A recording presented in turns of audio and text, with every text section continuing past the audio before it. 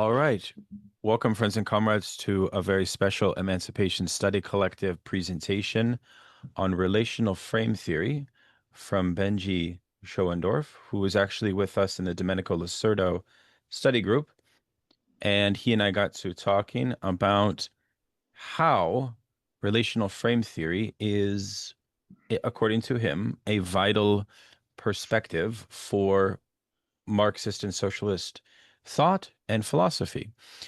And I think that there may be a polemical edge, which of course we welcome, to the presentation insofar as Benji knows that we study psychoanalysis and Jacques Lacan very much. So very interested to hear what you have to present. And we will be taking notes and followed by discussion Q&A.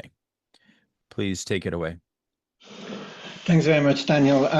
So happy to be presenting to your group. I've actually been badgering you for weeks or months, trying to get your interest in this because I've noticed that you are extremely open to new ideas, and I really enjoyed the Domenico Lacerdo's reading group. In fact, Lacerdo has been one of the main influence on my new influences on my thinking. So thank you very much for having this one. And thank you very much for being open to my presenting something that is actually not, well, it's got something to do, with what psychoanalysis talks about, but with concepts that are completely new, but I think better meet the needs of a dialectical materialist psychology.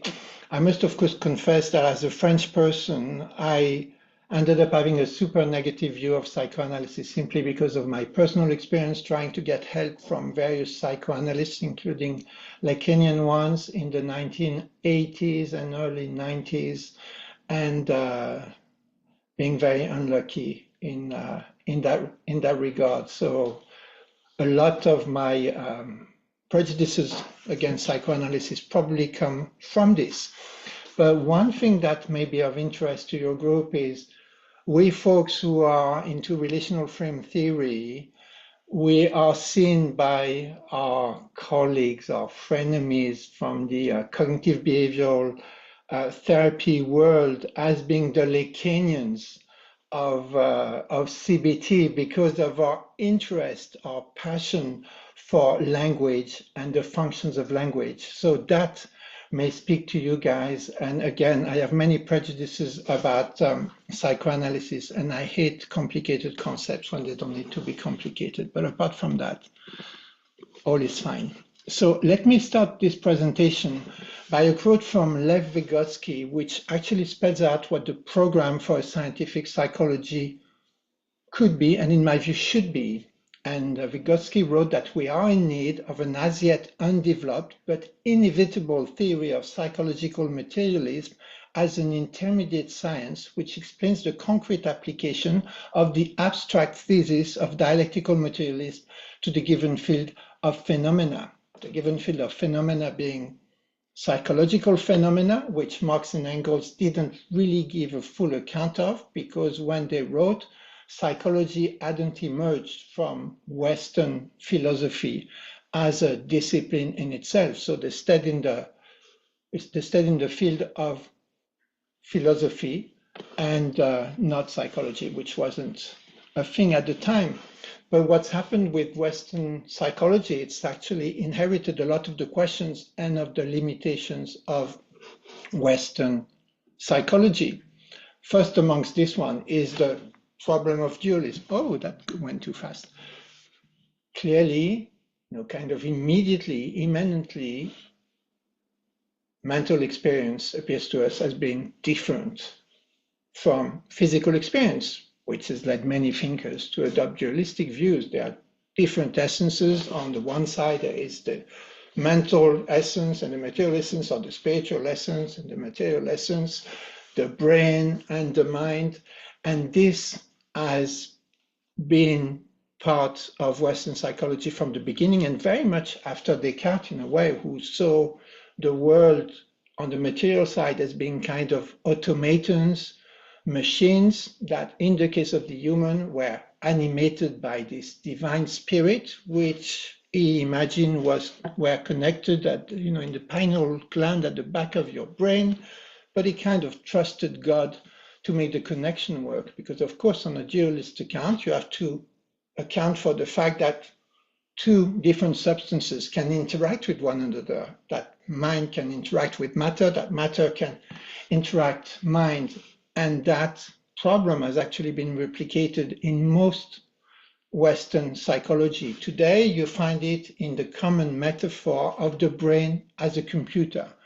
So the hardware being the brain and the software being the mind, that works with algorithms and outputs commands to the body. And of course, it's dualistic. If you can't see, just imagine that computers aren't self-programming, so something outside of the computer must program it. So we are back to a dualistic view. Faced with this limitation, a common strategy for Western psychology has been a materialism, but of a reductionist kind. So trying to reduce mental experience, mental phenomena to matter. A number of theories. One is by Francis Crick, who is a co-discoverer of the double helix of DNA, who proposed that human consciousness was a function of some electromagnetic waves in the gamma range, which is about 40 hertz. And of course, the problem with this is you can look at your recordings of 40 hertz electromagnetic waves. You can also look at your brain images. You can look at your neurons firing in real time on your computer screen. You are never going to see an actual human experience out of it. You are never going to see an actual human experience. So this reductionist form of materialism does not account for the experience that we can have of mental phenomena. And another very popular account has been psychoanalysis. Psychoanalysis is very interesting because it starts from the premise that we all can feel and experience that a lot of what we do is done for reasons that escape us, that we are driven by unconscious processes, which I think is a very important insight that has been with us throughout human history. But what psychoanalysis does after Freud is it imagines the basis of the human psyche. So Freud imagined that the newborn just wished to kill his father and sexually, non-consensually have sexual intercourse with his mother. So of course it's a very male view of the world. But worse than this, it posits in the newborn processes that are extremely sophisticated, wanting to do something, having an intention in time, in space, are extremely sophisticated psychological processes that have not been evidenced in animals other than humans after they learn to speak.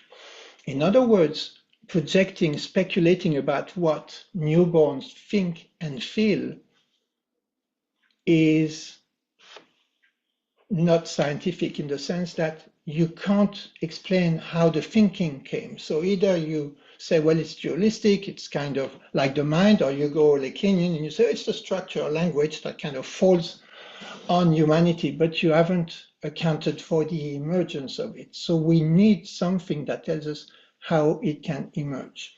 So the main problem with psychoanalysis, in my view, is it just speculates about things that nobody can ever decide. And in fact, in the history of psychoanalysis, different accounts have vied with one another. And at the end of the day, I don't know what decides which account we take, if it's the Oedipus complex or some other thing or the Lacanian unconscious, other than who looks best or who's best at marketing the theory. But at the same time, to give its due, it's pointing to something that is very important, which is the unconscious drivers of human identity and behavior. So if we look at a scientific approach to behavior, we have two main strands, one being Pavlovian, where the Russian physiologist Pavlov at the turn of the 20th century kind of accidentally discovered that if you rang a bell just before you gave food to dogs, after a while, the dogs would start salivating at the simple sound of the bell. In other words, some of the functions of the food, which are to make the dog salivate to prepare for digestion, were transferred to the bell and had transformed the functions of the sound of the bell. And later, the work of US psychologist Skinner identified that the consequences of a particular behavior changed the future probability of that behavior. So famously, Skinner put rats and pigeons in cages rigged so that when the animals pressed the lever, food would be delivered. And that, after a while, in a way that could be measured regularly in a law-like way, determined the future probability of lever pressing. Skinner went one step further and rigged the cage with lights. So when the light was green and you pressed the lever, you got food. And when the light was green and the animal pressed the lever, you got no food. After a while, the animal would only press when the light was green. So with very basic processes, what comes before the behavior, conditions of the context, and what comes after, Skinner was able to give an extremely sophisticated account of the dynamic interaction of an organism in a context, in an environment where the behavior operates on the environment, that operation changes the future probability of the behavior, and also the environment indicates which behavior is going to give what kind of consequences. It's amazing. You can make animals do pretty much everything. And before the advent of CGI animations, this is how the animals in the Hollywood films did all these crazy things. It works brilliantly on animals. Problem is it doesn't work so well with humans who can speak. Why? Because humans do stories. So imagine you have a 3-year-old and you see them put their toys away in the toy box. And you go, yeah, that's my guy. You put your toys away in the box. Give me 5, give me a big hug. That will probably increase the probability, future probability of your kid putting their toys away in the box. And you see, I have a dog and I use little treats with that dog. Is 4 years old now. And I can use with my dog the same treats. In 10 years, I'll use the same treats to train behavior in my dog. But now think about that kid 12 years later, he's now 15 years old and he's into gangster rap. And he's at home with his group of friends, and they're all into gangster rap. And you suddenly notice they've put their dirty socks in the dirty laundry hamper.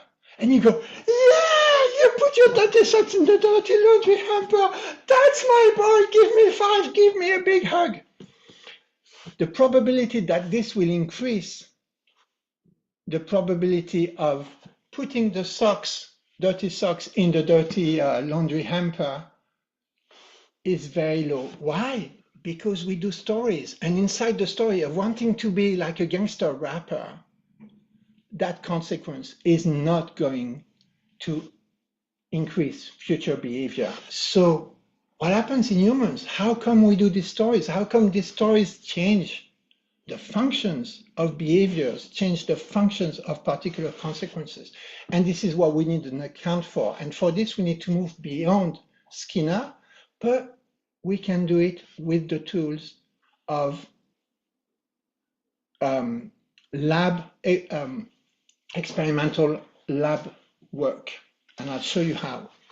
Humans can do this thing, well, you can actually train it in animals. We can learn to relate things to one another. We saw the dog could relate the bell to the food. Well, with a human, you can teach a child, for example, to relate the sound apple with the fruit apple. Just you point to the apple, you make the noise and you give the fruit or you point to the fruit. The child will learn the relation between the sound apple and the fruit apple. If the child loves apples, just by hearing the sound apples, they will start salivating. Some of the functions of the apple will have now transferred and transformed the functions of the sound. What functions are transferred? Well, not all functions, right? Only the functions that have to do with physical activations, physiological activations to do with moving toward or moving away. The sound apple will never feed your child, but it will prepare for digestion and make the child want to move towards the apple, and conversely could make him want to move away from a snake or the sound snake, right? And you can do this with animals, of course. And then you can also train the other relation in the other direction between the fruit and the sound.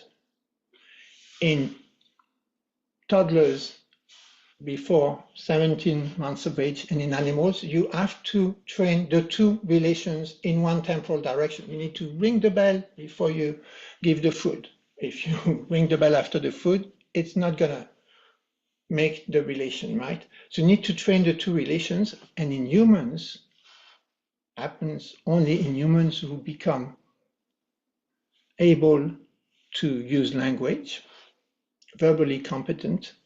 After 17 months of doing this with multiple example trainings, we do this with kids all the time. This is an apple, this. The human will start deriving a new relation that has not been directly trained. This has never been evidenced in animals so far. So now you will train the relation between the sound dog and the animal there, and the human will derive automatically, outside of awareness, unconsciously, the relation between the animal and the sound. This is so obvious to us language-able humans that we don't realize how special it is. Only humans who can learn to speak, vast majority of us, but not all of us, can do this. Animals never do this. And once we do this, something incredible happens. I don't know why we do this, but the quantity of training relations gives rise to this new quality, I think it's dialectical, of deriving a new relation. Probably some mutation in our brain that makes it happen to us, or maybe God gave it to us, pick your choice. And once you're able to derive relations, then after a few more months, 4 or 6 more months, you're going to be able to derive multiple relations. So what happens here? You train a relation between the fruit and the sound apple, and then the sound apple and the squiggles on the board. Well, what will the child do? They will derive 4 relations. So the relation, of course, between the sound and the apple, the relation between the sound and the squiggle on the board, and also the relation between the squiggle on the board and the apple and the squiggle on the board. So you train 2, you derive 4. In fact, 2 squared. You train 3, you derive 9. 3 squared, and so on and so forth. And very soon, extremely complex relational networks appear. They are a behavior that we get in the habit of doing. Most of those relations are derived outside of awareness, unconsciously, and you get the generativity of language, which, if you know about these debates, actually allowed Chomsky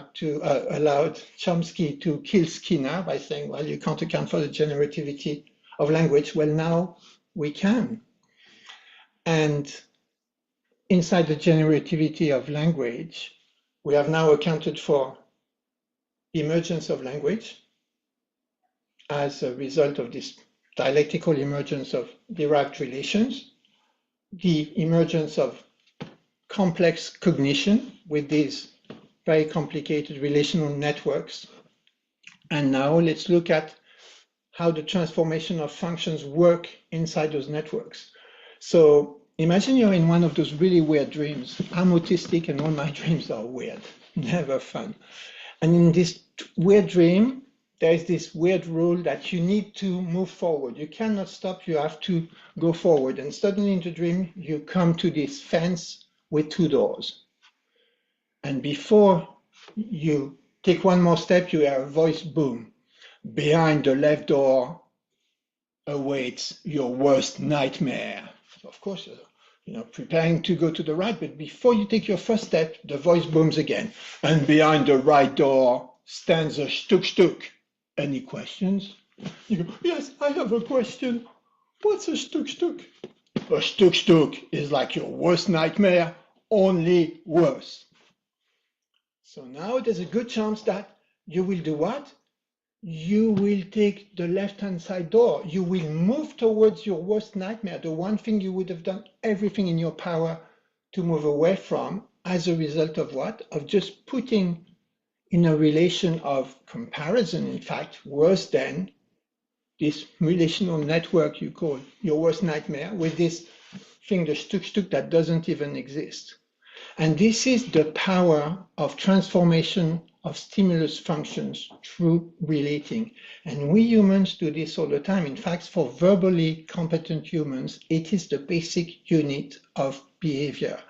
That behavior in which we relate things to one another and it transforms the functions. And when we say this is the basis of language, we don't just mean words. Everything we do once we're verbal, moves, movements, things we see, is related and transformed the functions. So that's how it works. Yeah, you see, that's what was waiting on the right door. And now let's look at how human consciousness emerges. So we've seen this process of learning relations through multiple exemplar training in contact, of course, in social interaction. It's a social process. We learn three essential relations. They are relations of distinction. First relations we learn are relations of equivalence. This, sound is like the apple, and then we learn distinctions. This is different from that.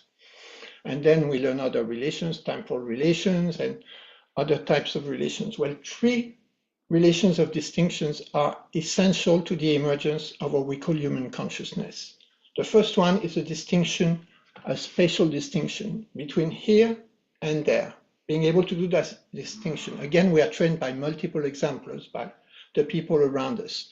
The second one is a temporal distinction between now and then. And the third one is a kind of a spatial interpersonal distinction between I and you, or I and others. I say spatial interpersonal because in some languages, for example, in some Aboriginal languages, it's more spatial. So people will say there is speech northwest of here, rather than say you are speaking, right?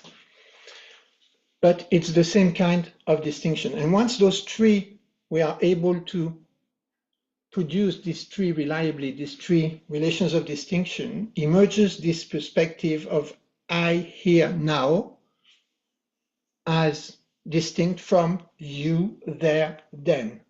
And this perspective that emerges is the seat of what we call human consciousness. Once it emerges, it stays until you die or lose consciousness or become completely delirious, which means you can't situate yourself in space, time, and interpersonally anymore. But I can go there. Once I'm there, I will still be here. I can go to tomorrow. Once I'm tomorrow, I will still be now. I can try to take your place. I will still be me. So this is how, again, dialectically emerges human consciousness from the quantity of learning these three relations of distinction. I say human consciousness because my dog, when I look into his eyes, looks conscious, but is not conscious of I hear now, which is why he doesn't have anxiety disorders, I guess. And also why animal models of depression and anxiety are absolute bunk. So you see, we have a material social process, which gives rise to human consciousness, and a dialectical process. And again, a lot of those relations are derived automatically, unconsciously. And because every exemplar of relating wants this perspective of I here now as distinct from you there then emerges, every exemplar of relating is done from this perspective. So in a way, I am a stimulus in every exemplar of relation. So from this very complex dynamic system of relating, of relational networks, which is a little bit like the weather, will emerge two main attractors from the very structure of relating. One will have to do with me, my experiences, my thoughts, my emotions, my memories, my personal history, and what I do and did. And that will give the meaning of me. And also the other one, because it's always me as distinct from you there, it will be the meaning of me in relation to others. So we have here the basis of personal identity, again, largely unconscious or in part unconscious, and the meaning of the emergence of social identity. And it emerges developmentally through stages. As a toddler, a first identity will emerge before the age of 10, something very basic. And when it's problematic as a clinical psychologist, the people I will find are those who have come something like, I am worthless, I am nothing, I am unlovable. And then as the child learns to live inside that verbal system, if you like, inside that identity, and goes through adolescence, the system will become increasingly complex. And on top of this first identity, a new one will emerge, which will inform more about my character. So, in a way, the answer to the question, why am I, say, unlovable? Well, because I am bad. So now the system, the verbal system is inside me bad, if you like. I am bad. And depending on the main emotional experience of this teenager growing inside I am bad, will emerge a dominant emotional experience, which will then constitute the identity of the adult. So the adult will say, inside I am bad, I experience a lot of anger. Then my adult identification might be with I am angry. And of course, some of this will be unconscious to me, and it's not something I will put on my label when I go to speed dating events, right? So we see now how self-meaning emerges, those self-identities, they are largely unconscious, and just as in the psychoanalytic unconscious, they control everything we do, we think, we feel, we remember, we tell ourselves. So that's where we're getting to. So those are the different patterns we find. I won't read them. We can come back to them later if you're interested.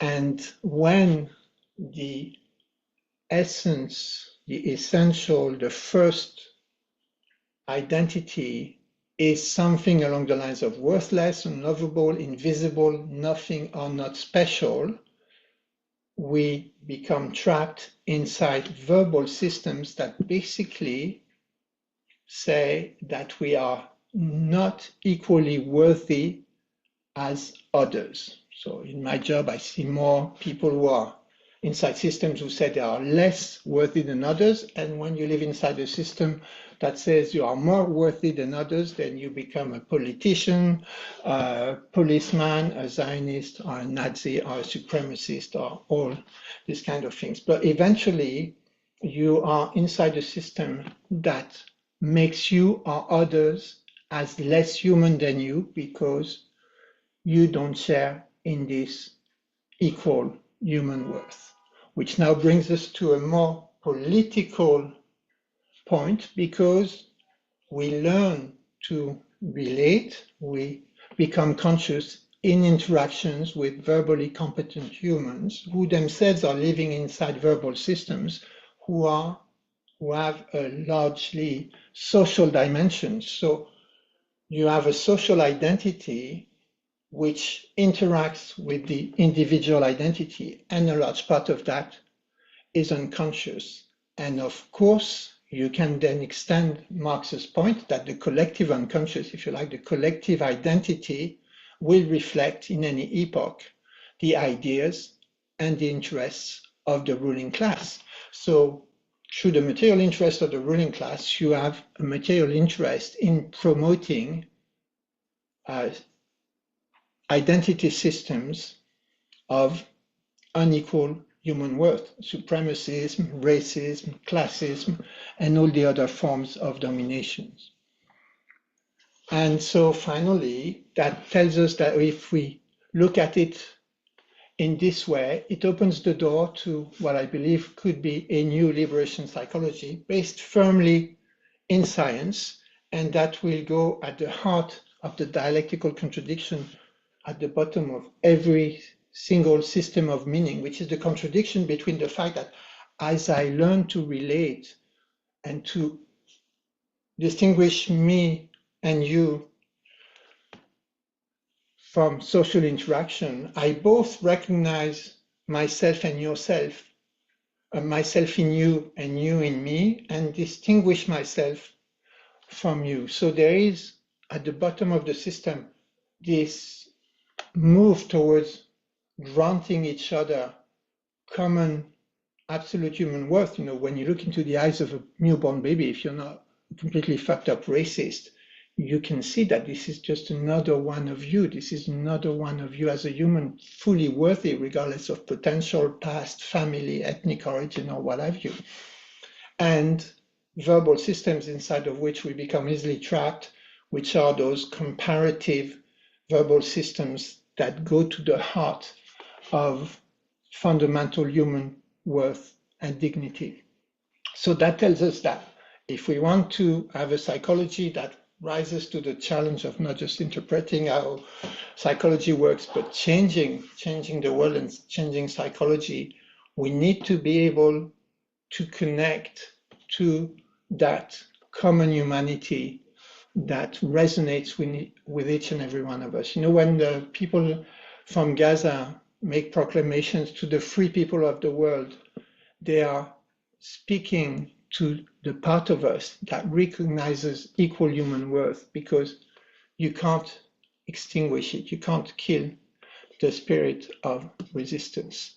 And oh yeah, I had Fanon in there. I forgot I had Fanon in there because Fanon told us to recognize that colonizer and colonized mind, which is essentially based on dehumanization and this less equal than in terms of fundamental human worth. And he had this intuition of recognizing that at the heart of these functional identities, these functional verbal systems, again, largely unconscious, stood that inequality of human worth, which was missed by Freud and other psychoanalysts because they profited from the bourgeois imperialist order.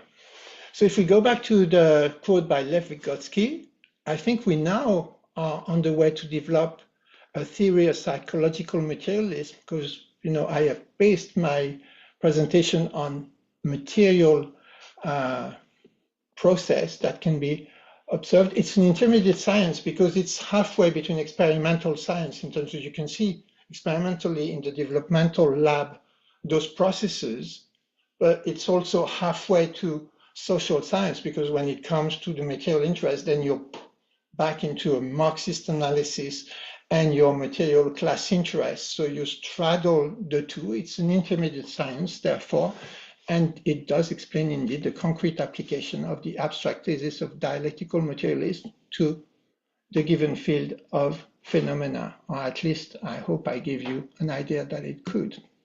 And that's the end of my presentation. Thanks for your patience. I'm 6 minutes over time. I don't know. All right. Well, bravo. Thank you so much, Benji. This is quite a lot to chew on and quite a lot to consider. I have so many thoughts and questions. I suppose I will open the questions while folks are thinking here. My first thought is that I think I'd like to ask you about a few things. The first would be the very compelling idea of ideology that you put forward, and the way that psychology seems to subsume that form of power. Whereas in, for example, your article, you didn't mention in your presentation, you say that Gramsci's interpretation of the hegemony of the ruling ideas of the ruling class is largely an epistemological uh, situation. Now, so the first question is relational frame theory positing that in fact we can construe ideology as a psychological phenomenon? That's number one. Um, shall I go through my questions and you then respond to them? Is that okay? Maybe one by one, if that's okay. Sure. So let's start with this one, So I don't try to ideology, forget them. and hopefully this is it clear? It's very clear. Thank you very Please, much. please. Uh, and if the answer is not clear, maybe it wasn't clear, but then we'll find out in practice, right? Um, so my claim is this is a dialectical materialist account. It's not a psychological account of material phenomena. It is an account of the emergence of language, complex cognition, human consciousness, and the unconscious, both individual and collective, from a dialectical materialist standpoint. So it builds on your dialectical materialist point of view. It is compatible with historical materialism and does not replace it, not claim to. But what it gives us is a finer understanding of how ideology, how hegemony arises from these basic processes of relating, of the emergence of language, complex cognition, and human consciousness, and the unconscious. But those come from an actual material substrate, right? In the same way as if you think about the weather as a dynamic system, well, you can't have any kind of phenomenon arising in any region of the world in any season. You have a material substrate to it. So some relations of production will support and promote particular identities and ideologies, and some won't. So that would be my contention here. I hope it Yes. answers your question. No. It's related to my second question, which is the following, revolving around a seemingly implicit theory of human flourishing and you could say humanistic. There is a humanistic dimension to your presentation and to relational frame theory as I see it, in the sense that um, there seems to be a implicit claim that there is a causal or a correlation regarding capitalist forms of commodity and exploitation and domination, and an internalization on behalf of subjects of inferiority on the one hand, and this kind of dichotomy that you put forward. Now, I thought about this for a moment because, perhaps one of the interesting ways that psychoanalysis circumvents this idea, you could go back to Freud's debates with Adler, right? Um, because in some sense, that's not quite, well, that is actually what makes psychoanalysis so interesting, in distinction to behaviorism, which is it's not exactly concerned with a construal of the subject from the position of their capacities for positive, affirmative, repetitive behaviors in the world that would then self-correct. So there's a two-part question here. Um, this one may be interesting. I'm very curious what you have to say about this. Obviously, there's a lot of literature about cognitive behavioral therapies complicity with capitalism and with the notion that, well, the therapist effectively becomes the coach for adjustment and attunement to the reality principle. And then again, going back to Freud and Adler, it's actually no. Freud's whole point is that there's something that breaks the subject. So there's actually a deeper form of disruption, therapy or analysis, not therapy. I remember this distinction that psychoanalysis is not therapy. In fact, it's against therapy because it proposes to identifies something more uh, uh, uh, constitutively blocking in a more fundamental way. So then the argument of psychoanalysis against CBT would be that CBT does not care for the constitutive symptom, for the symptom, precisely the symptom. So, and you also use the word unconscious quite a lot. So many behaviorists don't. Okay. So now I'm giving you a lot here. Respond to CBT, Mhm. respond to the question of the unconscious, and respond to this notion of adaptation to capitalism. What would ensure through your method alone, not just the kind of, because you run a risk of like, well, what this is really about is a kind of ethical paradigm for the therapist to be like instilling good leftist humanist values. But that to me is not sufficient. And that's actually why psychoanalysis is not locatable on the political spectrum, because its radicality is found in its method. And that method and the effects of that method are revolutionary. You can then call that left. You can then call that, you know what I'm saying? But it emerges from the method. It doesn't emerge from the worldview of the therapist. So those are some thoughts too. Great. So, first point about CBT, I have no argument with that. I totally resonate with your point. So, is it okay if I just leave it there? Because I'll only repeat what you said.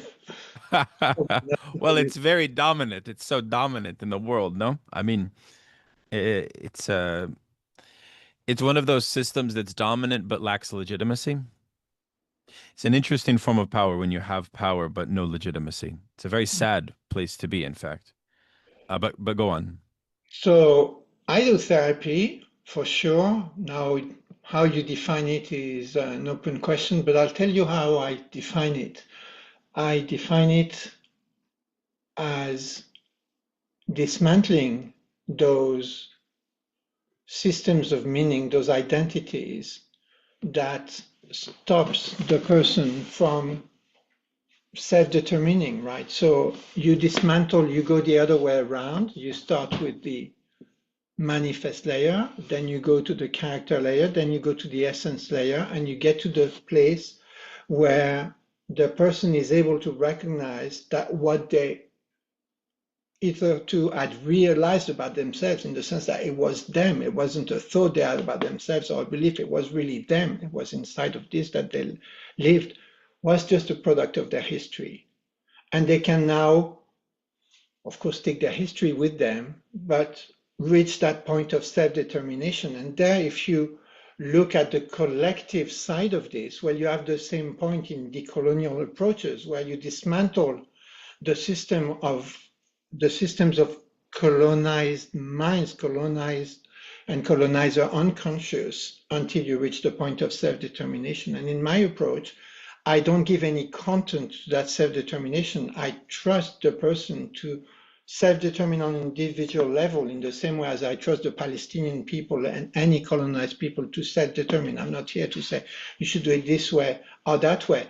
But of course, I'm doing this inside a capitalist imperialist system. I am myself living in the settler colony of Canada on Turtle Island, and I'm part of this system. And being able to dismantle an individual system of meaning will not free my client from the global identity and to what systems of meanings work better in this particular world. But that's the limit of my work. It's still pretty good work here, pretty nice work if you can get it, if you like. But yeah, it's limited in that sense, which is why I'm trying to go beyond the limitations and to have a political stance on it. So that would be, I think, your second point. There was a third one and then a long comment that wasn't a The short uh, point. a question regarding is there a formalist or sort of rigorous account of the unconscious in relational frame theory? Uh, One that would have a structuralist account or not, in the sense that uh yeah, yeah. I mean, like Yeah. the So and, yeah, and yeah.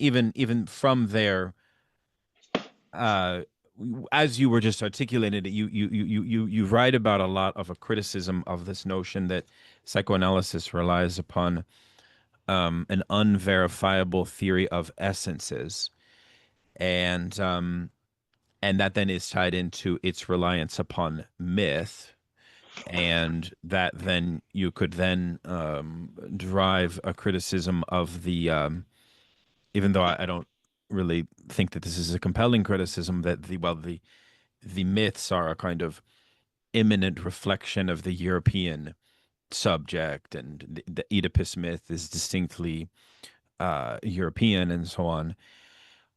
So you're working on a kind of anti-essentialist paradigm, but at the same time, you do submit to some notion of the unconscious. But how is it Okay. grounded, and what are the mechanisms that help us derive the treatment?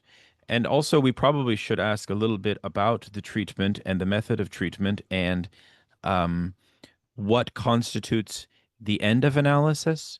Because in Mm, the Lacanian field, you have a very rich theory and discussion about the conditions of qualification of the end of analysis. I know that's a big question, but I would be just like, I want to get a better sense of how you think those things. yeah.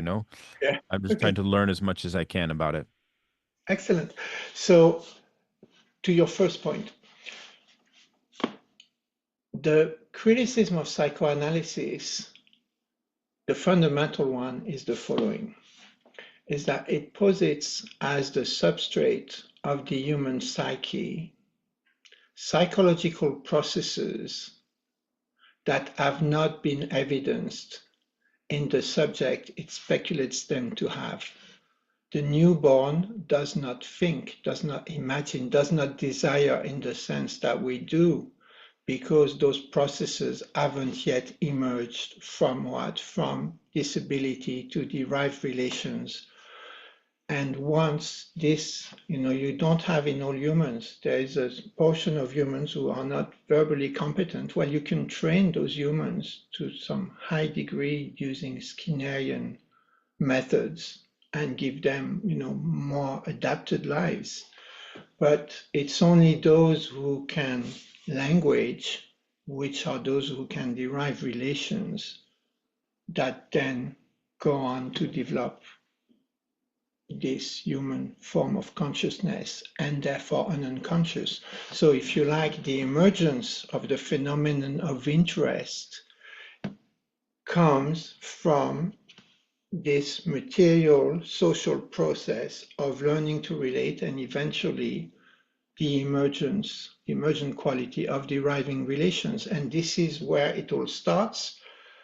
And before that, there is no such thing as desires in the sense that we mean it, of wanting something or anything. So if you look at somebody like Melanie Klein, who has these old things about the effective life of the newborn, and she goes, he wants to violently throw explosive shit at his mother, and then piss, poison and stuff. Those are very complex processes, poisons, explosions and stuff that you only come to conceptualize once you're able to derive and those relational networks emerge. So that's the main criticism. If you go before that, you have nothing. So you can speculate, and then you can go, well, I speculate this is this, and I speculate this is that. Mm. There is no way to decide which speculation is more useful than the next one. So that's my main That criticism. that that that would, what would be very helpful.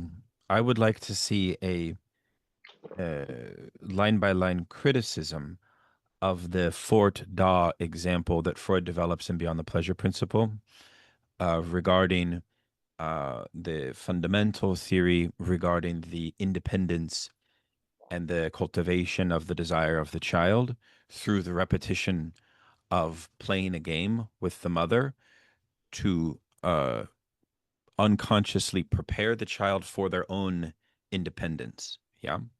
And that this is a constitutively necessary process of self development. And I felt that it also explains, almost in utero, the mechanisms that psychoanalysis will then describe for the stages of the Oedipus complex itself and its overcoming, you see. Yeah. So I would love to see how almost you could take on in a textual way the Freudian Oedipal edifice itself and show, well, it's not adequate for these following reasons, you know? Yeah. I'm not sure if that has been done, but, you know, I'm thinking here, I'll give you an example of the work of René Girard in mimetic desire theory. The Girardians at Stanford, I think their most convincing work was when they actually did a textual analysis of Freud, because Girard had opened it with a few provocative general points. But there's this figure named Bort Jacobson who wrote a book called The Freudian Subject. I don't ultimately agree with his conclusions, but the rigor of his engagement with psychoanalysis, you know, you can see the proof in the pudding in some sense. So that I don't know if that has been done by your colleagues or by this community of relational frame theorists. Perhaps it already has been done. I don't know. Has it? So the answer is not to my knowledge, but you said something that's very interesting, talking about this game of independence. And all I want to say is no dog needs to play a game of independence with their mother. No cat, no animal other than the human. So what makes the human imagine we need to play this game? Where does this idea of dependence come from, if not from our ability to relate and the emergence of human language and consciousness? So you see, it's the cat that's biting its tail. What psychoanalysis does, I think it does something very precious, which it points to the object, but then it doesn't have the conceptual or the scientific apparatus to account for it. So it's a projection. Freud imagined, oh, it must be the game of independence. And then he writes about it. And everybody goes, yeah, it must be the game of independence. But why do humans need a game of independence? Because we are verbal animals. We tell ourselves stories. Where does that come from? And so you see, you have this infinite regression in psychoanalysis where you always, it's dualistic at the end of the day. You always have to say, well, there is this thing, and Lacan does the same. There's a structure. Where the hell does it come from? You know, it's dualism by another name. And what I am showing here as the basis of, it's very tentative, and to my knowledge, I'm the only person yet trying to relate this to Marxism and dialectical materialism, is how now we are able to account in a materialist way for the emergence of language, complex cognition, human consciousness, and the unconscious. If we're Marxists, we should be interested in this rather than go, oh, well, Marx didn't say it, so let's look at this other thing called psychoanalysis that can maybe fill the gap. There was a gap, and now I think we can fill it in a scientific way, but that's not reductionist and not, as limited as traditional behaviorism, which again works only with animals because they don't do language. They don't tell themselves stories. I hope that meets your point. Yeah, no, it's very helpful. And then my final point would be perhaps I can get a better feel for relational frame theory if you were to articulate briefly um, what constitutes a conclusion of a. Do you have a theory of the cure, as it were? The Is what? this of the cure of the end of analysis of the end of therapy? Oh, sure. How is a therapy made Yeah, successful? yeah. So far as I'm concerned, therapy is successful and can end. Well, therapy ends whenever the client doesn't want to go any further. That's the first thing. My fundamental philosophical position, and you talked about humanism before, and I own to being a humanist. When I read Le Surdo, I said, okay, Marxism is a humanism. I'm with this guy, and I always was. So the client chooses. But from the perspective of the model, once you have dismantled the different layers of the verbal system, So going reverse through the stages of development from, early adulthood set identity to teenage identity to essential identity as it emerges in childhood. And then you reach that place of literally self-determination where the person can go, oh, so I am not unlovable. That's just what my history taught me. Now my history, I can't get rid of it, but I can walk with it and self-determine and be whoever I choose to be, then within the limits of a capitalist imperialist system and the rest of it, which I, of course, cannot address in the therapy room, but that would be the end of therapy. And then we have a process of a few sessions where you basically, talk about how you taper off and the possibility of topping up if folks feel like they want to discuss something going forward. But if I can just share some Please. personal stuff here. Sure, So sure.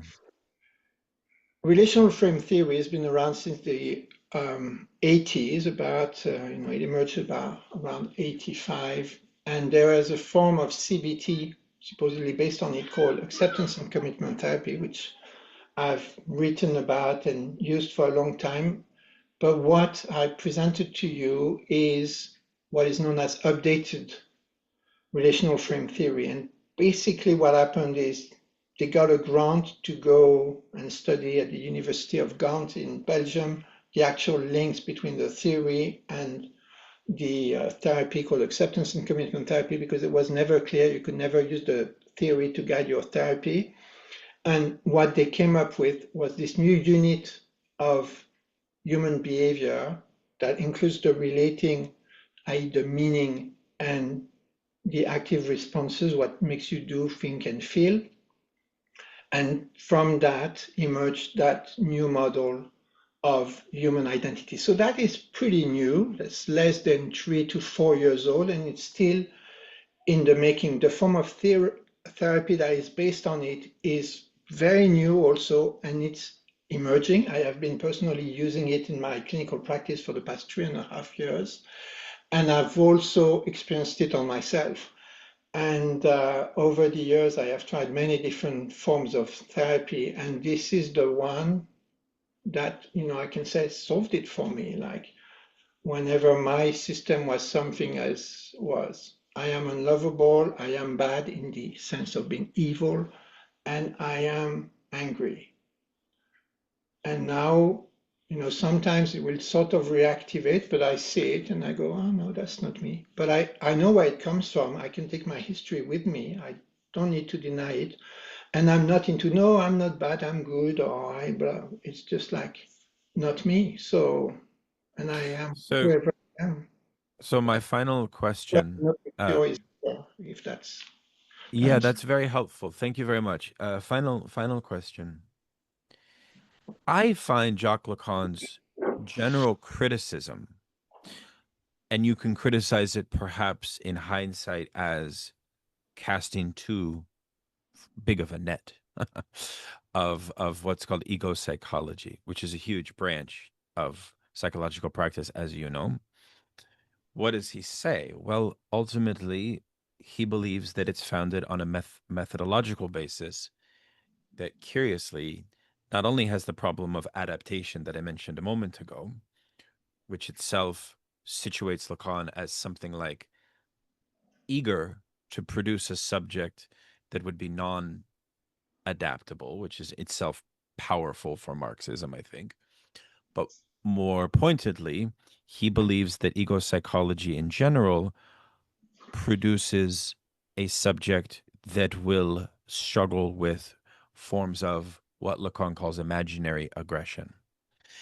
And that is often associated with things like humanism or appeals to the homogenous, to the universal, to well, in symbolic terms, to the mother, uh, to something like this. And so it's no shock that, in a general sense, Lacan is connected to Louis Althusser and anti-humanism.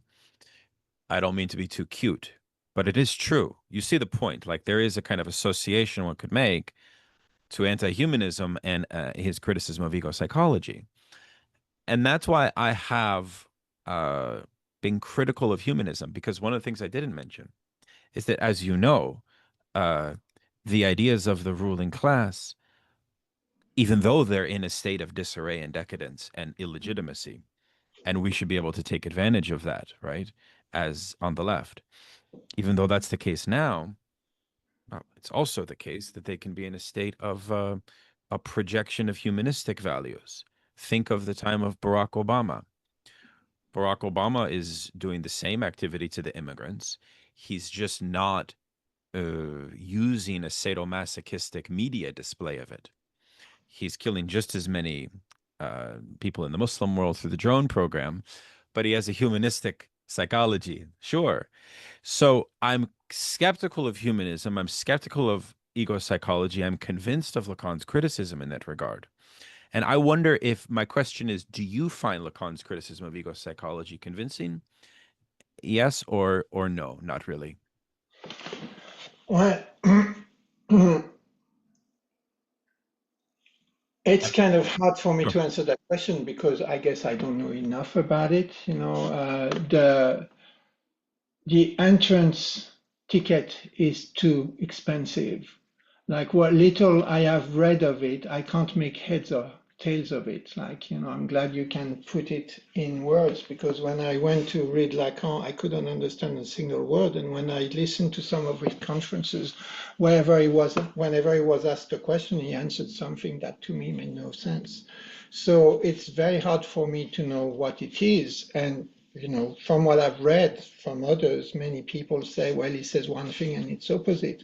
So I don't really know. I can't answer as a Lacan scholar because I'm kind of allergic to that kind of way of putting knowledge across. I'm not saying there is nothing there. I'm just expressing my own reaction to it. What you Well, you speak about human, I think the constitutive basis yeah, yeah. of the symptom Hmm. is understood as derived from the field of the other. The task of analysis of the talking cure, of speaking in free association in a way that is comfortable for you over time allows for a loosening and a opening of an awareness of the entanglements of the field of the other, such that if that process is not done vis-a-vis the psychoanalytic method, one could conceive of a resolution that would only be temporary. And therefore, this is the notion of the imaginary. In order to unpack that, we have to map the real imaginary and the symbolic. I think we could do that. And I know Andrew actually knows quite a lot about this criticism of ego psychology, so he can mention a few things to you as well. But I also know it from my own experience. I have done CBT. I have done psychoanalysis. I have done psychotherapy. I've done these different methods. And so I have arrived at it also through my own experience at the psychoanalytic approach. And it's unfortunate that you've had these experiences. Did I hear you say that you went to an event with Lacan being present at one point in your life? No, Oh, no, no. no. I'm just talking about, recording and stuff. Got it. Yeah. Sure. Yeah. There are a lot of very But then, lucid Lacanian teachers yeah, out there. Yeah. just to, this point about ego psychology and humanism, probably we don't mean the same thing by it. Sure. What I mean by it, because when you take, the example of Barack Obama, clearly to me, that is inside a system of unequal worth because, you drawn brown people in those God-forsaken countries or whatever. You can only do it inside the system if you want to legitimize it, in case you're bothered to, which denies them equal human worth and dignity. Otherwise, you wouldn't do it, right? And it does it even across the sacred national US citizenship or whatever. So there is something behind it that, in my view, is still the imposition of a less than in terms of basic human worth and dignity. And, you know, this is really, and this is why I think Fanon is essential, because it helps us see the structure of this colonizer mind, which always has something to do with dehumanizing the other, objectifying the other, and you can dress it in any humanistic tutu that you want. At the end of the day, you have this justification, because when you go to the wedding that's being drawn in Afghanistan or Pakistan, what is the actual reason for this? Well, terrorism is this, blah, blah, blah. So there is, at the heart of the verbal system that justifies this, there needs to be, and Obama said, you know, he said it himself, the exceptional nation.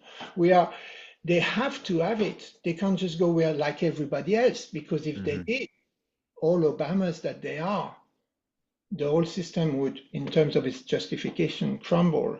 So that I wouldn't call humanistic in the sense that Losurdo calls it. But, you know, there is a place in Class Struggle where Losurdo writes, he says, the genius of Lenin just before the October Revolution was to go beyond just appealing to class and to go appealing to the human, to the liberation of the human, your nation, the self-determination. Right. And that's when he actually managed to not just have a revolution, Yeah. but No, to it's true. Lenin went from before 1917, it was the working class and the peasantry. After 1917 and onward, it's the global proletariat and oppressed people. Oppressed people is added to the designation of the international communist movement. Um, so, look, thank you for entertaining my questions. I hope that I was not too much of a pest, but you really helped me work through this, and now I have a much better understanding. See, this was much better than an email exchange, you see. yes, of course. Give me the chance. I see there are other. Andrew, please.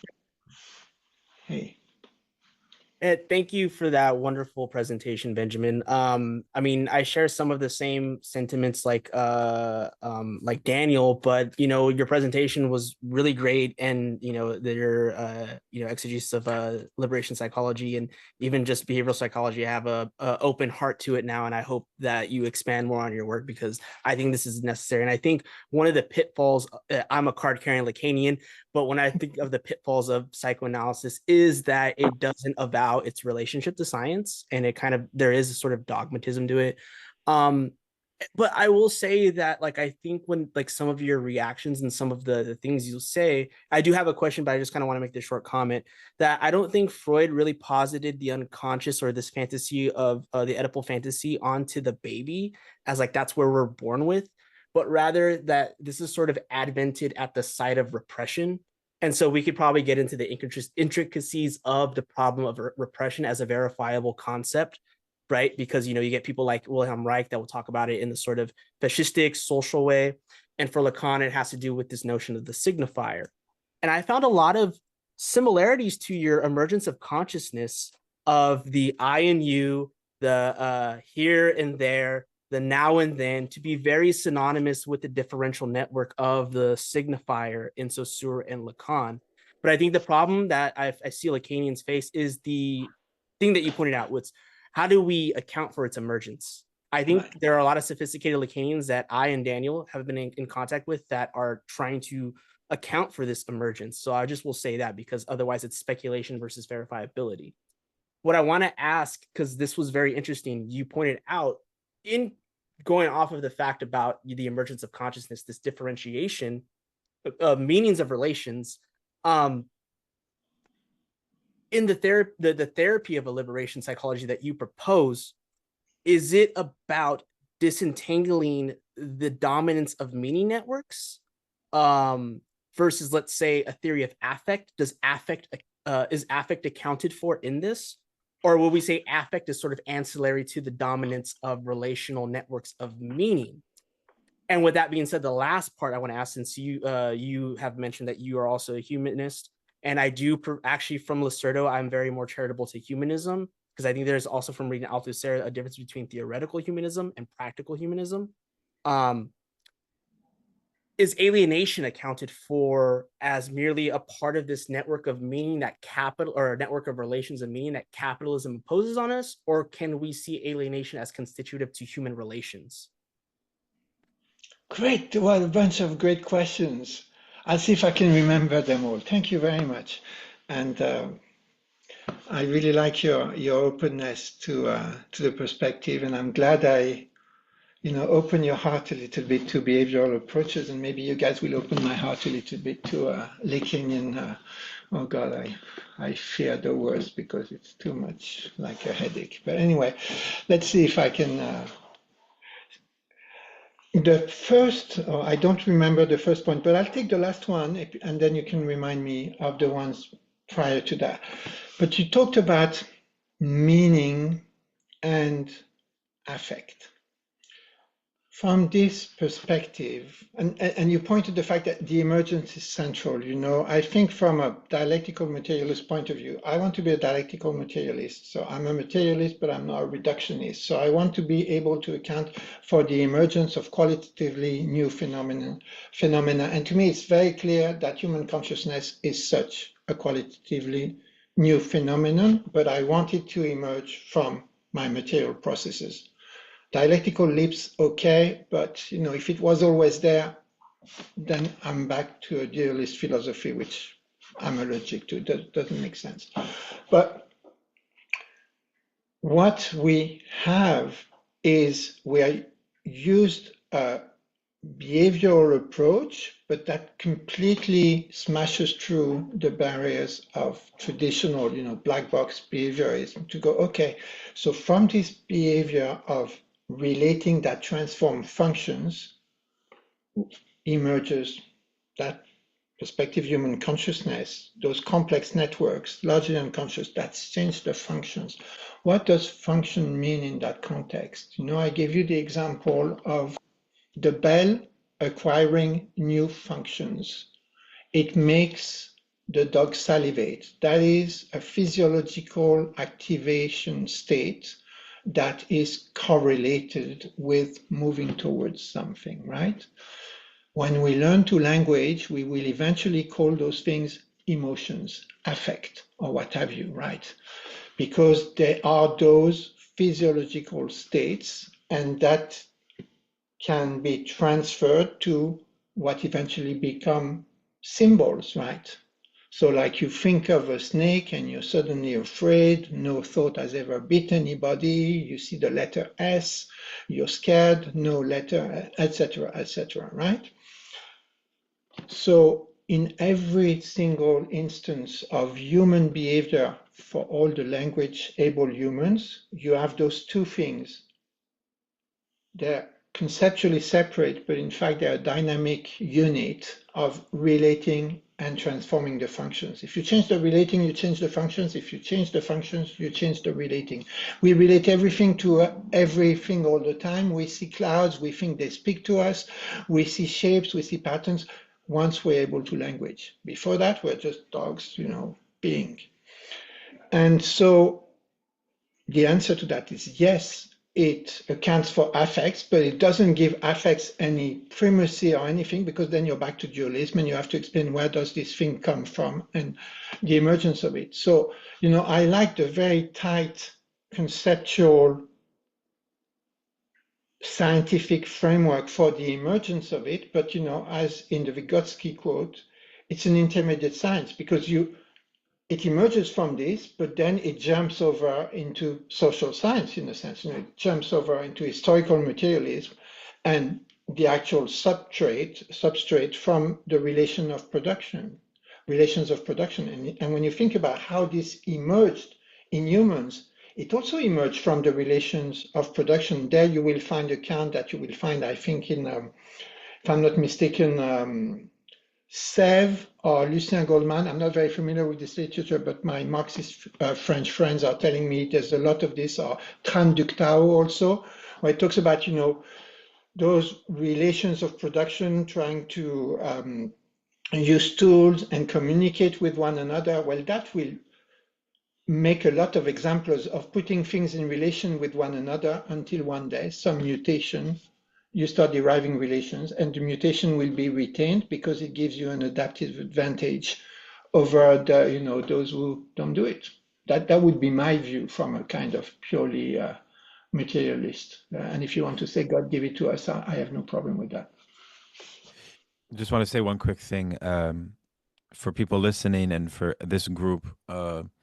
Could you give us a couple of recommendations of Lev Vygotsky's work? I know there's speech and language. I think that's the main text of his. That's theoretically heavy, but maybe there's other things too. I think it's also a lot has not been translated. Let me recommend. Thank you for mentioning this. Yeah, back in the day with Jean-Paul Sartre, he initiated after Heidegger the humanism debate, and this figure Lucien Sèvres, who was a kind of non-academic communist intellectual, very compelling figure, wrote a series of books on kind of defending communistic humanism, let's say. And the one that I found the best was this theory of human personality. So I think that might be the reference that you were making there. I was reading it last summer and very impressed. I'm going to return to it actually. Um, Goldman, I think, was influenced by Piaget, if I'm not mistaken, Lucien Goldman, which I actually don't know if this is the right paradigm at all. In fact, I'm not convinced of it. I was very curious, by the way, to see you cast shade also on Melanie Klein, because relational frame theory and the theory of relationality within the Kleinian school, one could imagine or a rapport of theoretical perspectives, but I guess that's not how you see it. It's not. With object, yeah, okay. Object relations, okay. Andrew, are you done? Did you want to say something more? Well, he did say to remind him about the other question because he answered the Please, part please about go ahead. Go ahead. affect, and I think that was crucial because you did mention Melanie Klein, and that does make sense about the sort of complexity that affect must have for it to persist. And you mentioned it, I think, prior in Daniel's questions, but the last one was about alienation. Is Alienation, yeah. Only constitutive to the meaning in relations to capitalism, or does alienation exist in so far as that it's also outside of that? Because there are Lacanians, and then you see this in the post the Lacanian, Zizekian, Hegelian feel that alienation is constitutive, which almost makes it seem like sort of idealistic. So in a this was a huge problem. This was a huge problem of Lacan and the communist psychology philosophy community, by the way. Anyways, and I actually do agree with them in many ways, to be honest. Anyways, but please go on, because the problem that I have is it allows the Lacanians to revise their theory of alienation away from production and exploitation and so on. So I'm with Karl Marx on this one. I think alienation is a product of the relations of production and of capitalist exploitation. And in fact, when you think about what Marx describes in Capital, how capitalism eventually turns social relations into relations between merchandisers and relations between merchandisers into social relations, that is at the heart of alienation. And this is, the movement of capitalism is to dehumanize us in this way. And there's this blogger I really love, is called Indica, and he once published this. He has lots of really fascinating ideas about everything. And he published this thing. He said, I started to read Capital, and it struck me, it's actually a natural history of the first artificial intelligence. And when you start thinking about it in this way, you go, yeah, Marx is actually telling you about the logic of this system, which is literally turning human beings into commodities and transforming social relations into, relations between commodities, and relations between commodities into social relations, which, goes at the heart of alienation. You then become alienated from your being, from your land, from nature, from the world, and you're turned into a dispensable commodity. I think it also explains, the movement towards what some people call necropolitics or whatever, but this death economy of capitalism. And I resonate more with the work of Ali Kadri than the more kind of necropolitical things. But that is the way I would totally look at it. And I think at the end of the day, when you think about those verbal systems, well, you see, it's a transformation of functions. Now, fetishism of commodity is your commodities will start acquiring some of the functions of humans, and humans some of the functions of commodity. Then you have citizens united and all the rest of it. So the system, the theory, if you like, the account does give an account of this. And when we go back to what I call humanism, if you want to call it humanism, is this idea that because we learn to relate and to distinguish between me and others through interactions with others, at some, there is a recognition in the other who train us, that we are the same as them, and there is this recognition, me same as you, you same as me, and then me different. And the difference is fine so long as it doesn't go to fundamental human worth. And I think capitalism, by turning people into commodities, using them as capital or as things, puts inside the system, well, you're not as fully human as your exploiter. And this is the source of alienation on this view. Anyway, my reading of it.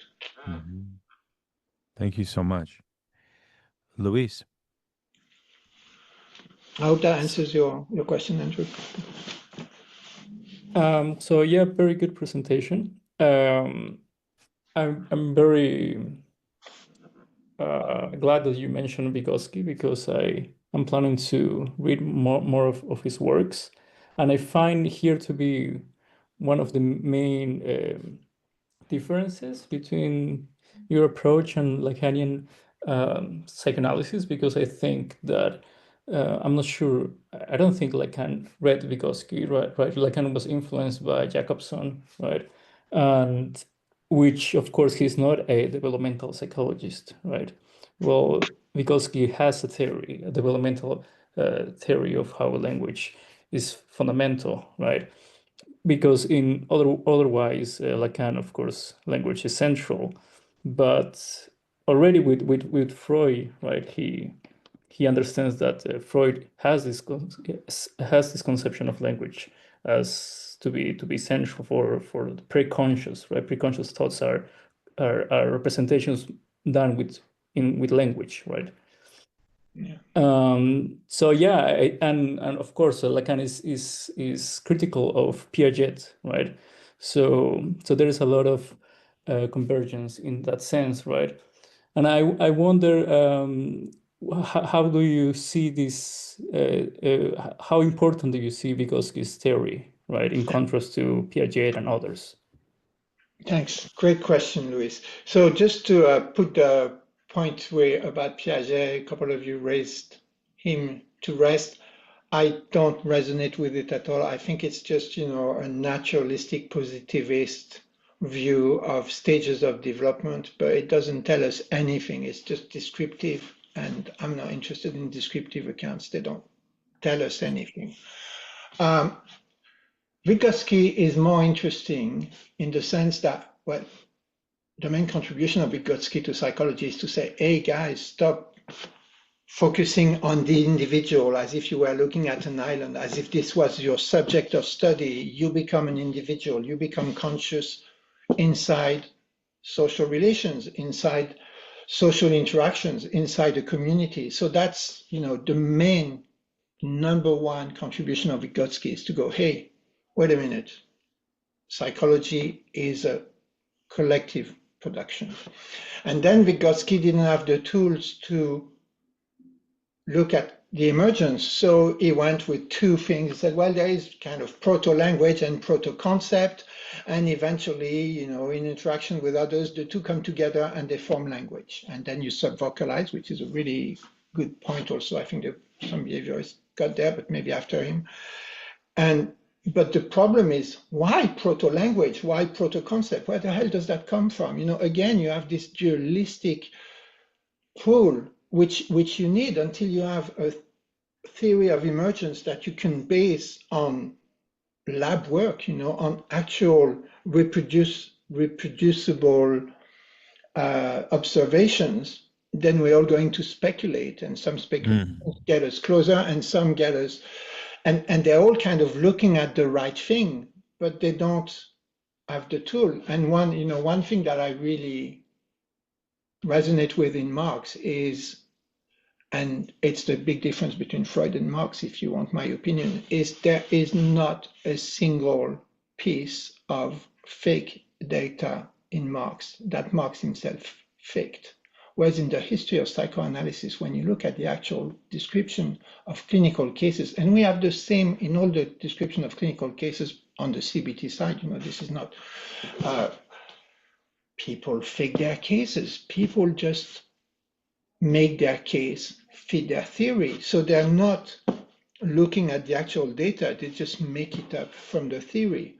And sure, but you know, that's not the way science should go, and that's not the way liberalism can go either, at least not in my understanding of it. So I'm extremely weary of this, and Marx never did that, and I praise him. This reminds me of Lacan's debate with Jean Laplanche over seduction theory, which is a very interesting point, similar to what you say.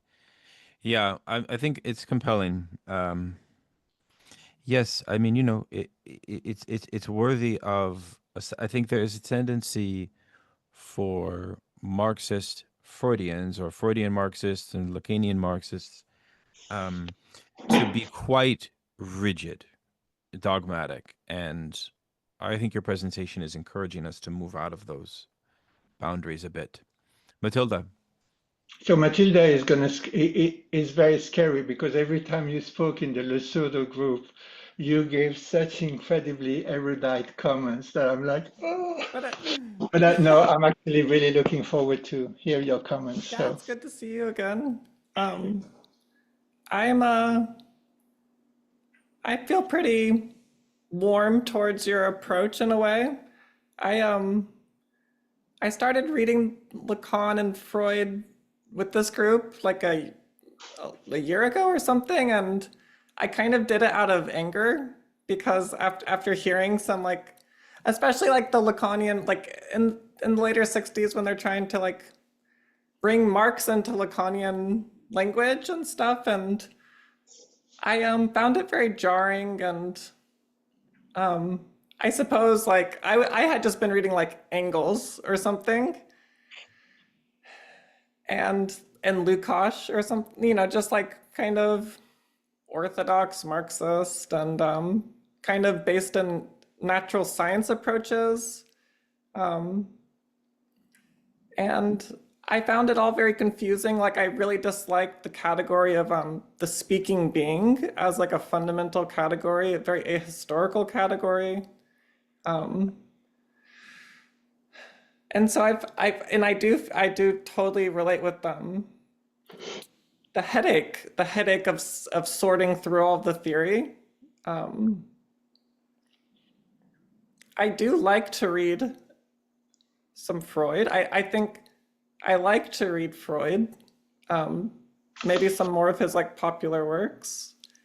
I kind of like to read Lacan. I think he's kind of fun. I've read some Althusser, whose essay on Lacan and Freud, I think. He basically like kind of tries to say that like Lacan is doing science and he has an object. And I feel like I kind of return to it because it kind of grounds me in something basic and tangible. And it's very much about the introduction of language into the human early on. I don't have a lot of points to bring up. I wanted to commiserate a little bit. I think I'm very interested in the Russian tradition of psychology. I've read some of like Voloshinov's like Critique of Freudianism. Have you heard of him? Or Bakhtin Voloshinov? It's like 1920s philosophy of language. And I think it's kind of a precursor perhaps to Vygotsky, who I haven't read, who I'm very much looking forward to. But it's basically Voloshinov, maybe Mikhail Bakhtin or something, but coming out of some language theorist in Russia. I think the name rings a bell. I have the book somewhere, and I read a few pages. There's one called Marxism. The book called the Marxist Philosophy of Language, or something like this. It's called Marxism and the Philosophy of Language. Right. Yeah. I have it. I skimmed through it. I'm not familiar. I think it's definitely worth interacting with, because it really ties in the relation of psychology to the philosophy of language. That then kind of becomes a bridge into speaking to like Freudianism or Lacanianism, which basically like reinterprets Freud through a philosophy of language approach. That's kind of how I take it. And I find that convincing, that like Lacan's interpretation of Freud and that Freud's kind of insights are very much wrapped up in the philosophy of language.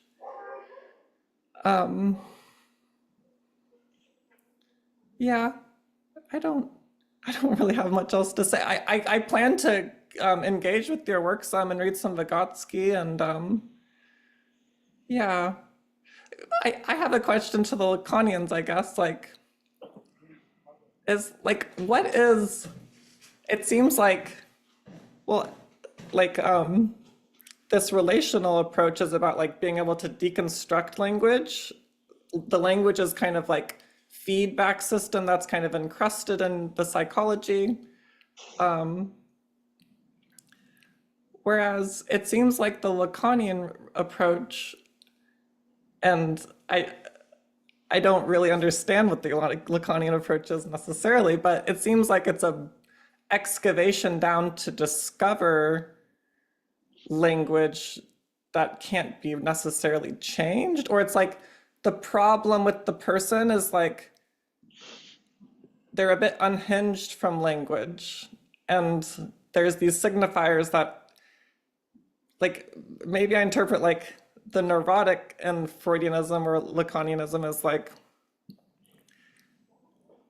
unmoored from language, or unmoored from somehow has not woven themselves to language correctly. And it seems like the process of therapy and Lacanian therapy is about finding these master signifiers, which, is it about reestablishing master signifiers, or all that's to say is like,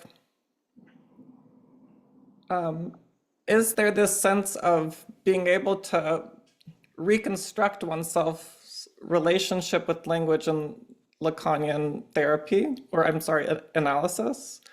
Or is it about returning to these fundamental signifiers in order to establish a healthier or equal, I don't know, some manageable state? Because it seems like it seems like in Freud and Lacan, like language comes on top of us, and it starts to determine us with its various norms, and the various judgments that we have about ourselves don't come from ourselves, but we find them in language and we compare ourselves to them or something. Well, that's, I don't know. yeah. I'll just stop there. I'm not a Lacanian, of course, here, but I would like to make a couple of comments on your comments, I guess, and questions. The first one is, to me, I do not see how you can give a non-dualistic account of structural linguistics. I mean, the signifier signified thing to me is just dualism. It's like Descartes on steroids applied to linguistics. But you said something really fascinating where, you know, what we share, and, you know, and this is why I don't want to, you know, say I'm a complete enemy of psychoanalysis, because yes, we live inside systems of meaning, language that come to determine everything that we do, feel, and it doesn't fall from the sky because I'm not a dualist. So, you know, we have an account of the emergence and we kind of participate in it, but in unwitting ways, because, you know, the functions are derived automatically unawares, but they're also a function of our personal history of relating. They could be also a function of our temperament, and they are therefore a function of the verbal community inside of which we learn languaging, deriving, inside of which we become conscious, which is where we go back to, you know, the more kind of Vygotsky view of how language and consciousness emerges. So that would be the thing. And then what makes a system dysfunctional, to me, at the end of the day, is the fact that it makes you unhappy to live inside of it. You know, I don't have any outside criterion. You know, I can't stand outside of my own languaging. You know, we're kind of hitting Gödel's incompleteness theorem somewhere. I can't stand outside of language and say, I'm Lacan, I know everything, and this languaging is right, and this one is wrong, because I don't know why. Came to me in a dream, or I got it from the sky, or I have the revealed truth. It makes no sense to me to go that way. So you said something, Daniel, earlier, is Lacan is to make you unadaptable. I think, you know, life is about becoming adapted and adapting our environments to our own adaptation. And I wish we had a society which was more adapted to the human spirit, to human consciousness, to us being human, which maybe makes me a humanist, but I don't, you know, why unadaptable? It's all about adaptation at the end of the day. I'm an evolutionist, and I think it's all about adapting. So in itself, saying we want to make people unadaptable doesn't carry much weight to me one way or the other. Of course, you want them to be unadapted to this society that it's impossible to actually be adapted to, but it's a different, this is kind of a revolutionary program issue, but not something essential in a sense. If that makes any sense to anyone. Yeah. Thank you for your response. Thank you. You're welcome. I have many responses, but I'll go to Luis. Yeah,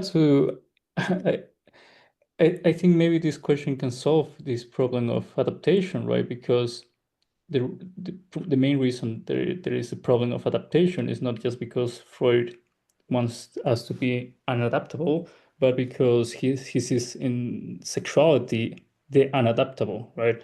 So and the drives, right? The death drive.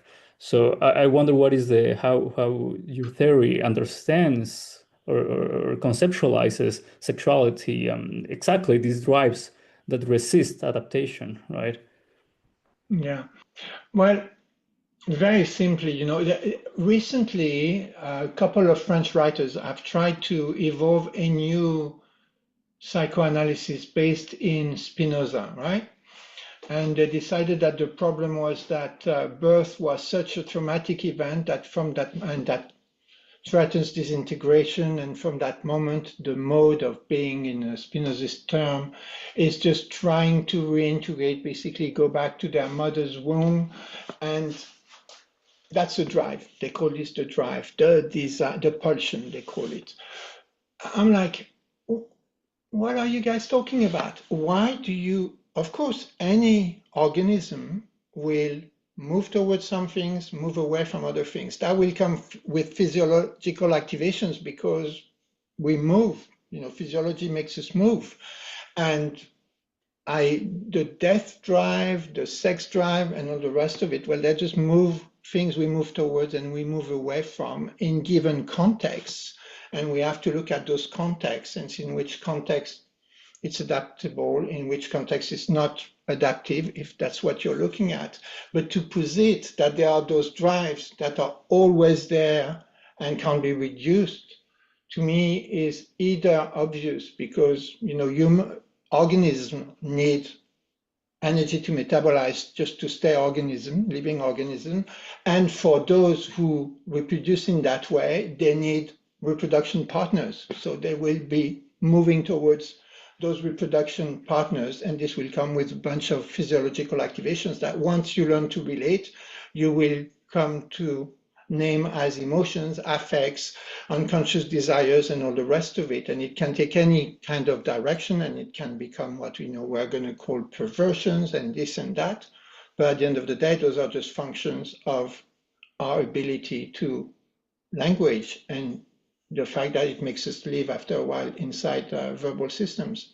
So I don't know if it meets your point, Louis, but to posit that there is something that is irreducible is, to me, strange. Of course, an organism needs energy to metabolize, and of course, organisms like ourselves that can only reproduce with other organisms are going to be more or less, to some extent, programmed to move towards that. So, yeah. But is the relational framework theory, right? Relational theory, right? Yeah. Frame theory, yeah. Is your theory, because from what I read, I didn't read anything about sexuality and the drives. That's why is what you said is that part of the theory, or is this your explanation, or how do you what is the place of sexuality in the theory? Well, it's a really good question. The theory just accounts for the emergence of language, complex cognition, human consciousness, and the human unconscious. Doesn't say anything about the content of this. Now, because it's a behavioral theory that is based on noticing that, organisms, when you look at them, they're always moving towards something or away from something. Which of these two views is real? Well, it depends what you want to look at. If you're interested in moving towards things, then you're going to look at them from the perspective of, are they moving towards something? If you're interested in moving away from stuff, you're going to look at them from moving away from something. So you want to put sexuality in there. Maybe it's something you move towards from in some context, away from in others. You put death in there. It could have the same functions. And then, of course, once you install this into systems of meanings, it will have all sorts of derived functions. Then you have, your symbolics, your myths, your what have you, that will then offer these functions to the members of the verbal communities in which those functions mean something. But whether you're verbal or not, non-verbal humans will still, under some conditions, try to mate with other humans, whether verbal or not. And in some conditions, they might try to kill other beings. But that's what organisms do. You can notice it. And it would be really strange to go, oh, well, every single animal, and I don't know if it starts from the amoeba or later on, has this death drive and this sex drive, and they're all irreducible. To me, that's just dualism. I hope I'm making sense on the philosophical level here. So you can account for it. You just put it inside and see how people relate to it, depending on their learning history and their cultures, would be my way of looking at it. But I'm a Marxist, so I don't think. I personally don't think that the productive system is organized around either the death drive or the sex drive. But I might have missed something in the work of Marx. Well, I want to thank you, Benji, for the time. I would recommend Cordella, I think it is. I forget her first name. She wrote a book on Lacan and Spinoza, which argues that the concept of jouissance in Lacan is tied to a theory of monism on the one hand, but also tied to kind of like something comparable to Spinoza. And of course, Lacan has references to Spinoza, which are quite compelling. So this notion, of course, of Cartesian dualism is not exactly the point at which we, I think, have to reduce it. Although in my interview with Danny Nobis, he made a point that the early Lacan chose not to use dialectics as a explanatory word for the method that he was developing. But it quite easily could be thought that way, because I think, to Matilda's point, it's not so much that psychoanalysis is about some kind of prison house of language and analysis is about finding master signifiers that you identify with. I think it's about, the point is that there are symptoms which latch on to points of non-meaning as well as to enjoyment. And it is that relationship between the signifier and enjoyment that is of a dialectical, has to be thought dialectically in a certain way. And I think that doing psychoanalysis sort of brings all of that to the surface in very interesting ways. And yes, there are words that become very significant, but that doesn't mean that words have some kind of tyrannous power or anything of that nature, or that it's a reductive theory of language per se, precisely because I think there is a materialism of enjoyment.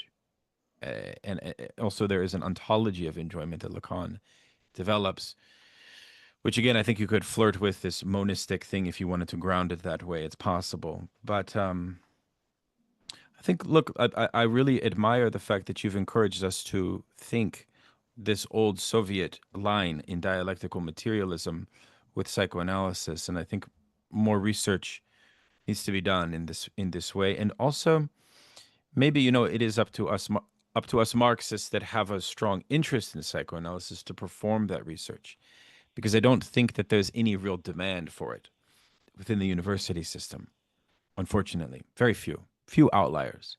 So if you can connect us with the people in France that are doing that, not connect us, but email me their names. I'd be very curious to see what we can learn from those new approaches. Is there any other thoughts? I think everyone, Daniel or others, are more than welcome to jump in. This has been really nice. If not, we will close. Yeah. Please. I just a bit less of a theoretical question, I guess. But first of all, just to echo everyone else, thank you for the presentation. Benji, it's been really interesting. I was just curious, you've kind of touched on it a little bit, but sort of specifically how this theory is applied in the therapeutic practice. Specifically the things that were going through my head. I know you sort of talked earlier about this kind of process of disentanglement, and it seemed, the way you're describing it, there's a kind of almost it sounded almost like the disentanglement kind of works through these strata kind of down, almost like through these stages of kind of reflecting the development theory. 100%. So I was curious as to sort of how, in that process, is there a particular kind of correspondence between, like, is the therapy sort of structured around, okay, we're working through one stage, then the next stage, then the next stage, and is there a kind of correspondent content, kinds of things people talk about? The second thing was, again, as the sort of therapist in that, how you sort of intervene or compose the way that the clients coming in are speaking. I know, like in some behavioral therapy I've done before, that they give you tasks or they give you specific things to kind of produce certain sorts of like speech that can be worked through. So what the kind of function of the therapist is. And then the last one was kind of with this sort of disentanglement process, it would seem to imply to me that, especially in the kind of like liberational psychology approach, that there would also be a kind of simultaneous generative procedure, which would be about kind of reconstituting some of these networks or kind of developing new associations of these networks. So I was just curious about how kind of all that would work. Yeah.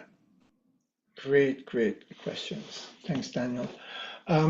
Just to the point about Daniel Toots, there is no demand in academia for what you suggested, and I think there is no demand in academia for what I'm talking about. Like, to my knowledge, I'm the one person who thought, hey, this relational frame theory finally could solve the problem of what a Marxist psychology could look like. So to my knowledge, nobody else has ever thought about this or talked about it. I'm in contact with some Chinese people who are kind of interested in relational frame theory, but And the French guys I'm in contact with, they're Marxist YouTubers who are really well read in all this literature, Lucien Sèvres and others. But again, I'm bringing this RFT to them, and they see an interest in it, but they're not conversant in it, and they're actually not that interested in psychoanalysis. But to your point, Daniel Holmes, yeah, it's a structured process. And no, I never very rarely give people exercises to do. Personally, I hate people telling me what to do, and I don't think you free people by telling them what to do. So I will always resist. But let me use a metaphor. We end up being trapped into identities, into, encapsulating patterns that ascribe an identity to us, which identity determines what we think, feel, desire, remember. And here you can add all you want, death, sex, and all the rest of it. And we're just trapped inside of those. If we're trapped enough that we go and ask somebody to get untrapped, then we are basically trying to free people from the trap of language with the tool of language. And that's kind of pretty tricky because the scalpel we're using to cut through the verbal system is language. So you need to have a very clear, and this is where I part company with psychoanalysis, because the concepts are totally unclear and the procedures, apart from free association, are totally unspecified, is you need to be able to identify the verbal system. So in terms of what, I am, my self-conceptualization is identified with, and what it makes me do. And then you have two targets at each level. You're right, it's, you go back down the other way, the developmental path, so from adulthood to teenagers to childhood. And you have two main targets, essentially, the meaning, who I am, and what it makes me do. And then you kind of try to see if you can bring this one down, because if you change the active responses, the meaning will change. And you can also go after the meaning. And depending on which one you move, you kind of go after one and the other and after the whole pattern until you've basically managed to put your verbal scalpel at the seams of it, and it dismantles. The person will go, they literally will go start speaking in the past. So when I was an angry guy, I used to see it that way. And I think what made me an angry guy is the fact that, I realized as a teenager that I'm a bad person. And then now we're into, I'm simplifying, of course, but now we're into the next layer. And then eventually the person will see, so how did I get that message? Well, from my family, from my teachers, from my inability to make friends, from my not succeeding at this or that other thing. And then as you see where it comes from your history, then it becomes, looser in a sense. Like if you read Fanon and you go, okay, the colonizer mind objectifies you, dehumanizes you, and makes you crave whiteness and try to submit to it, but you'll never be good enough because you'll never be white. There's a moment where you go, oh my God, that's right. I was trapped into this thing. It won't solve everything, but when you see the structure of the system, the same way as we do with Marxism, you go, hey, that's what it is about. That's what I'm living inside of. And you eventually come to a place of self-determination. And one last point about this is I really think of my clinical practice, and it's also in the approach in general, which by the way is known as process-based behavioral therapy, PBBT, as a totally decolonial approach, in the sense that we don't tell people how to be a good person. We don't have any theory of, what values are the right values, who you should be, how you should define yourself, because we all live inside verbal systems. This is how it works when you're languaging. If you dismantle one, another one will emerge.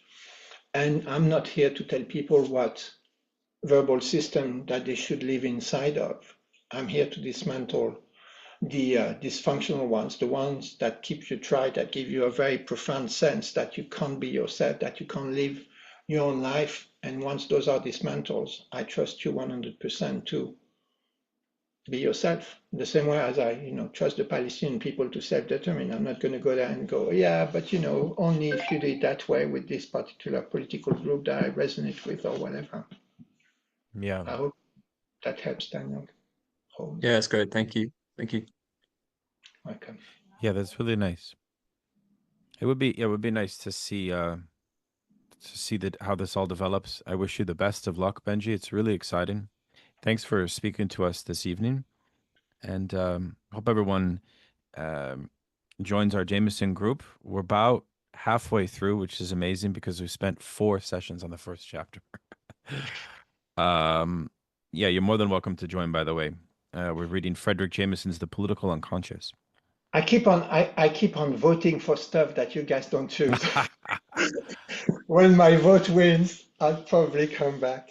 Okay, fair enough. Fair enough. The one last thing, I mentioned I'm autistic, so part of the fun experience of being autistic is you walk out of every conversation wondering if you said anything stupid or if you showed disrespect to people's cherished beliefs. I hope I didn't do any of this, and if I did, just blame the autism, please, because I didn't mean to be disrespectful to anybody's convictions or work in trying to understand how the world works. I've been doing this all my life, and we go into all sorts of directions and keep on correcting. So I don't mean to throw shade on anyone here, except Melanie Klein. I'll throw shade on her any day.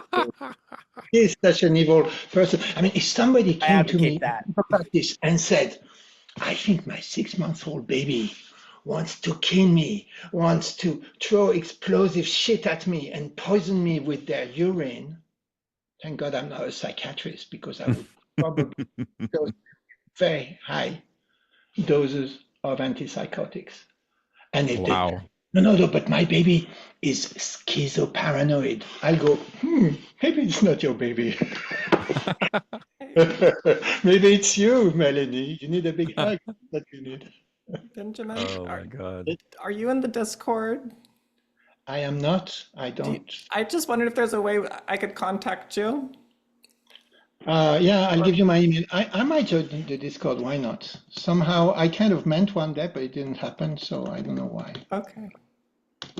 Here's my email. More than welcome. Please join us. Yeah. Yes, I would love to contact you as well, Benjamin. Oh, I'll give you the invite right now. I work with autistic kids at the moment. It is behavior based. It's in America. It's what are they called? ABA? ABA prompting. Yeah, it is a lot. How are they nonverbal or? A lot of nonverbal. They use the AAC device, like the iPad with the app that has all the icons. Yeah.